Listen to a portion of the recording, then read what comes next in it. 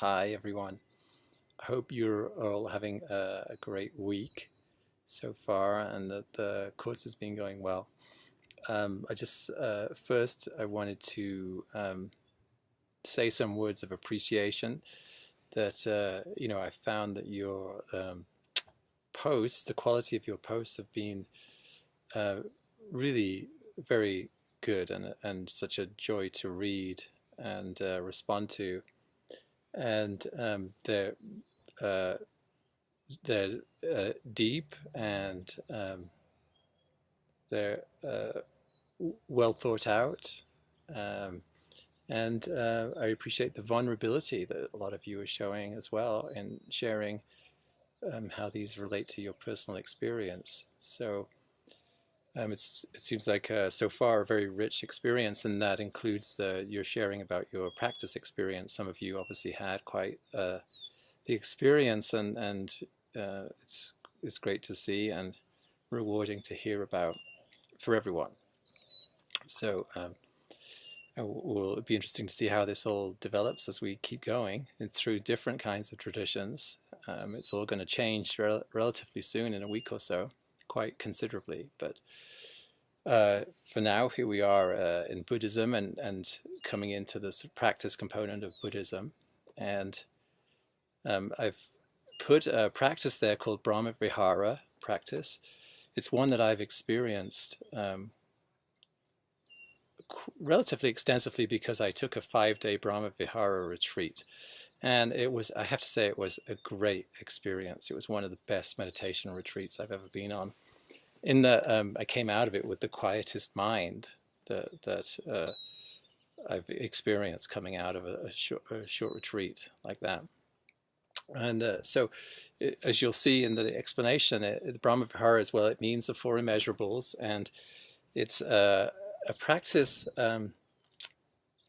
for four kinds of phrase. That you don't focus on your breath as in typical meditation. You focus on this phrase. It's not even really a mantra. It's a phrase, and they represent loving kindness, compassion, sympathetic joy, and equanimity. And when I was on the retreat, we went through all of the phrases, and we'd spend a day on each phrase.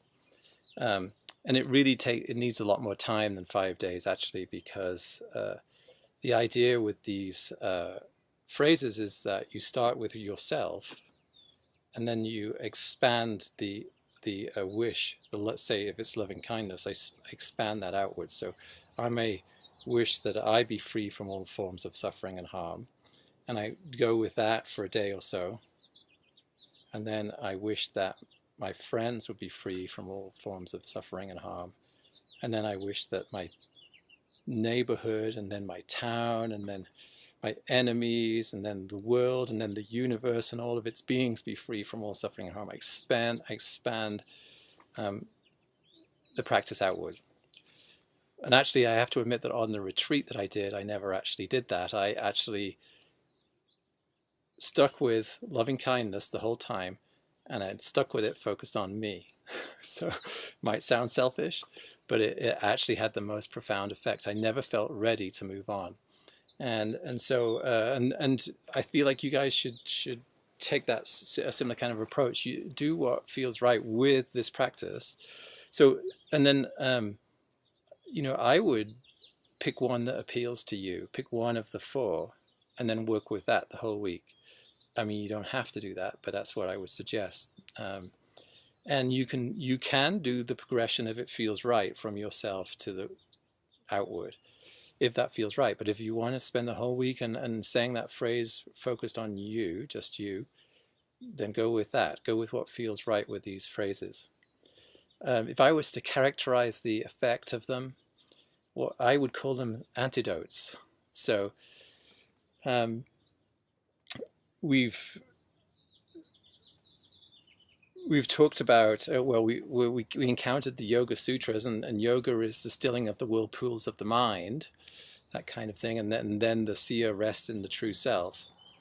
Well, how do you still the whirlpools of the mind? Well, one is in the Yoga Sutras, and all of the practices included, And this is another, they're a set of antidotes to the whirlpools of the mind. And the whirlpools of the mind are driven by things that are counter to these four phrases. And these four phrases, therefore, in my experience, quiet the mind. And therefore, they lead to a state in which one can act, perform actions from a quiet mind, peaceful mind, and therefore by accumulate less karma. And I'm going to read you, you'll be reading from the Dhammapada next week, but I'm going to read you a supporting quote from it.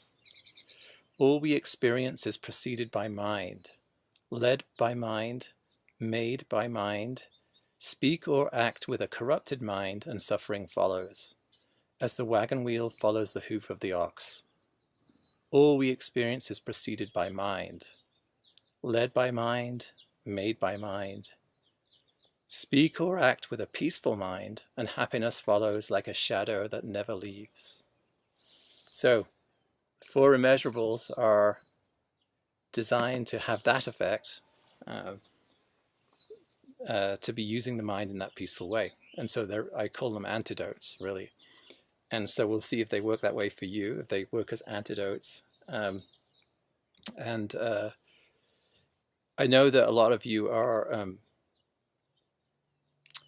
last practice time, many of you did your own thing and you all have your own practices. But I would encourage you to take on the practice. Don't just do your own practice, the one that you're used to, unless it really reflects the tradition that we're in.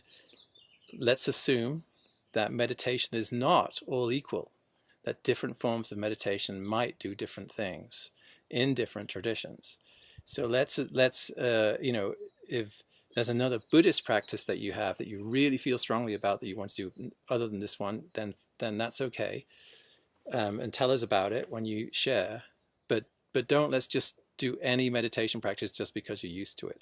We're trying to do Buddhist, Hindu practices, Buddhist practices, Jewish practices, Christian practices, Taoist practices, on, you know, like that. So that we're having an experience of that tradition, that tradition's flavor of meditation, contemplation, which I think we'll find there may be something in common underneath, but they're all different, and some of them may have large effects on you, and some of them may not.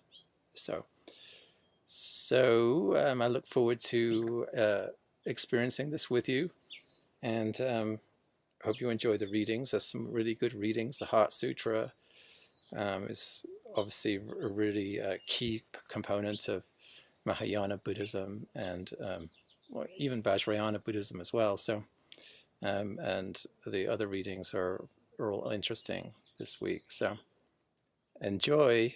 Right, bye.